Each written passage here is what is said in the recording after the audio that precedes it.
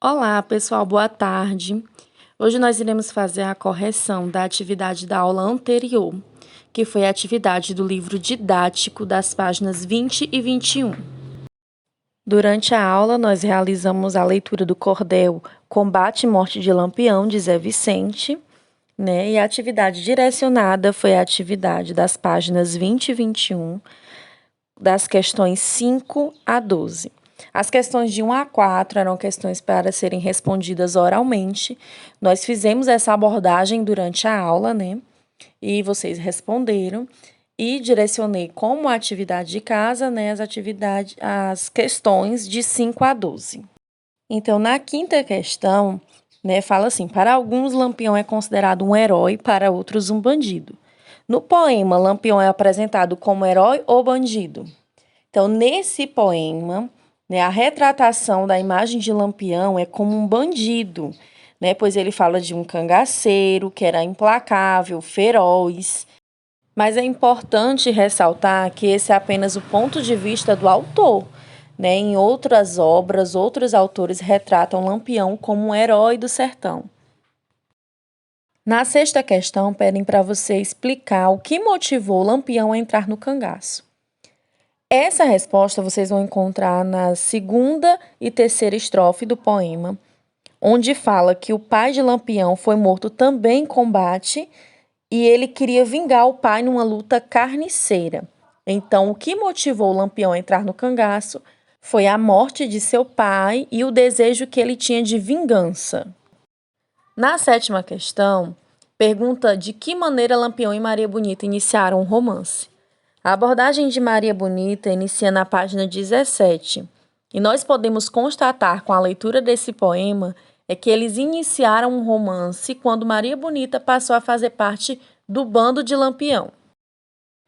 Na oitava questão, fala: por muito tempo Lampião e seu grupo foram perseguidos, e nós temos 2 itens para responder. No item A, pergunta quem conseguiu matar e acabar com o bando de Lampião.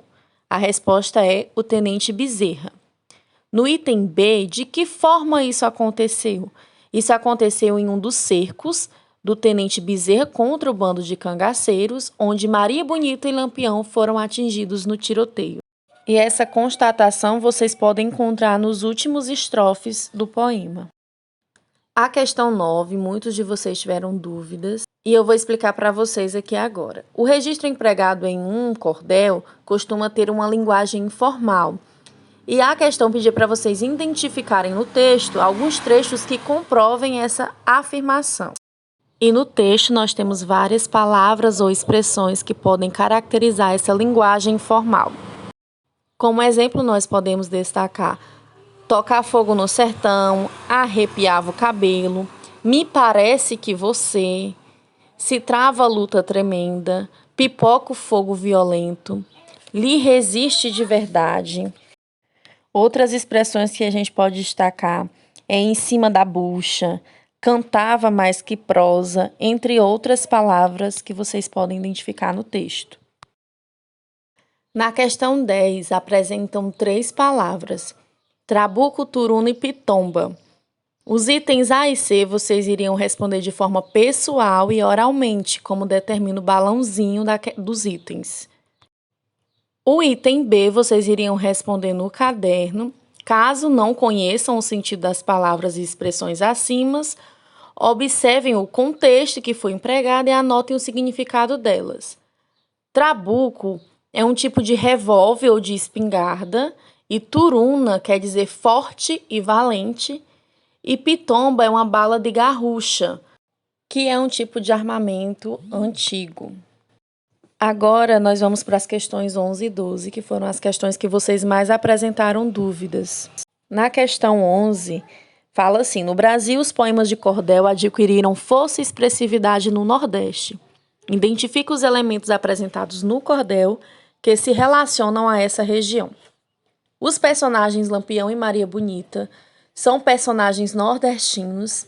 A referência de lugares do Nordeste, como os estados de Pernambuco e Maceió, também são apresentados no texto.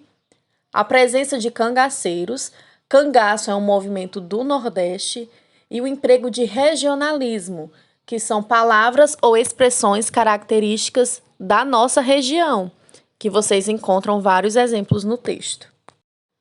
Na última questão, pergunta se o cordel ocupa o espaço da página da mesma maneira que um texto em prosa, como um conto, por exemplo. E a resposta é não, porque o cordel ele é organizado em versos agrupados em estrofes, e ele é colocado na forma vertical. E o conto não, é um texto organizado em parágrafos, como um texto convencional. Então, gente, essa é a nossa correção. Eu espero que tenha ajudado vocês. Qualquer dúvida, vocês podem me chamar lá no PV, que a tia vai explicar para vocês, tá bom? Um beijo e até a próxima.